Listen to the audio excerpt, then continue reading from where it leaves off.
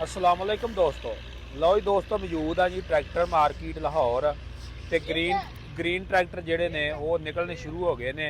आ देख सकते तुसीं हर साइड ते ग्रीन ट्रैक्टर निकल रहे ने और हर तरह के जेडे ट्रैक्टर आ वो निकलन डै पे ने ते डिलीवरियां भी शुरू हो गई ने। आ देख सकते तुसीं उत्ते स्टिकर ला दिता गया वा वज़ीर आला पंजाब ग्रीन ट्रैक्टर प्रोग्राम का। तो हर किस्म का जो ट्रैक्टर आ वो मार्केट के अंदर निकल आया वा। तो जोड़े खरीददार आ मार्केट के अंदरों गैब ने जिन्हें बुक करवाए सीगे। तो आ देख सकते तुसीं हर तरफ जोड़े ग्रीन ही ट्रैक्टर अज निकलन डे ने और ग्रीन ही ग्रीन निकलन डे ने। अज लाल ट्रैक्टर कोई नहीं अजे तक निकलिया।